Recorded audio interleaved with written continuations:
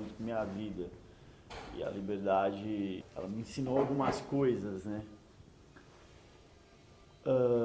E a primeira coisa que a liberdade me ensinou é que você não tem o poder algum de decidir. Essa foi, de fato, a primeira lição que eu tive na minha vida. Decidir o lugar onde você vai nascer. Então, um pouco onde você vai morar, quem vai ser a sua família. A liberdade te dá algumas possibilidades, te dá cenários que você não naturalmente escolheria. Depois que eu nasci, meu pai e minha mãe me levou para morar dentro de um barraco, numa favela, em Guarulhos, São Paulo. E é isso, sabe? De que uma pessoa nasce no Morumbi e outra nasce numa favela. E você não tem o poder de escolher. Mas nem quem nasce na favela tem culpa de ter nascido lá, nem quem nasce no Morumbi tem culpa de ter nascido no Morumbi. As pessoas são postas, né? Elas vêm, elas chegam. Um nasce filho do, sei lá de quem, do Silvio Santos. Outro nasce filho de um bandido. Mas ninguém tem culpa de nascer filho do Silvio nem filho de um bandido. Essa é a liberdade. A vida te põe. E depois... E na verdade, a grande coisa que a liberdade nos mostra não é aonde você é colocado, é o que você vai fazer com o lugar onde você foi posto. O que você vai fazer com aquela realidade, com aquela circunstância, com aquele cenário.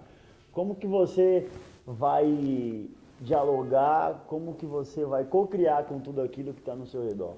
Acho que é isso que vai determinar, de fato, quem a gente vai ser, o que a gente vai entregar para o mundo e o que a gente vai fazer com a nossa sociedade.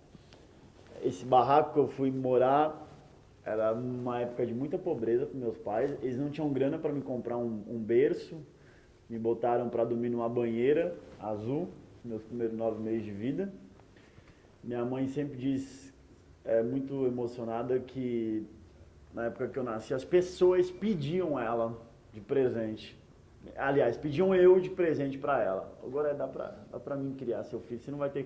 Se você for criar ele vai virar marginal. Isso não vai ser gente boa. Você não tem como educar, criar esse menino. Minha mãe falou que ela dizia: ele é o meu sonho, eu vou lutar por ele e nós vamos até o fim.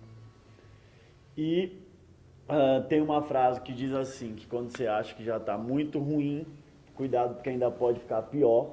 E o pior é que meu pai, na juventude dele, acabou nesse sistema que é periferia, conhecendo maconha, cocaína e o crack.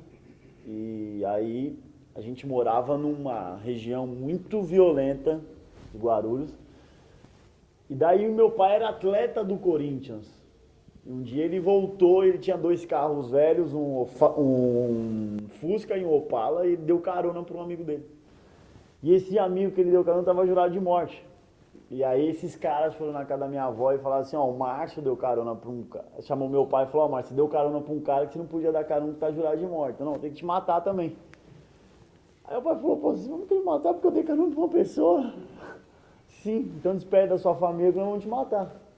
E meu pai, menino, né, na época eu tinha 19, 20 anos, falou: putz, então eu vou tentar lutar. E ele foi no banco e pegou a grana que ele tinha, vendeu algumas coisas e foi comprar arma e se armou. E falou: então eu vou lutar pela minha vida. E alguns amigos viram aquilo e falaram: então vamos lutar junto. E compraram arma, e montaram uma quadrilha. E nessa meu pai acabou ingressando de vez, falou: já tô sujo, agora vamos sujar mesmo. E acabou embarcando no crime, se tornou um bandido, um gangster, na época de uma liderança muito grande na região. E aí ele vai preso, indiciado por porte de arma, formação de quadrilha e assalto a banco. E eu, menor de idade, na época 6, 7 anos, tinha que ir visitar meu pai dentro de uma prisão com minha mãe.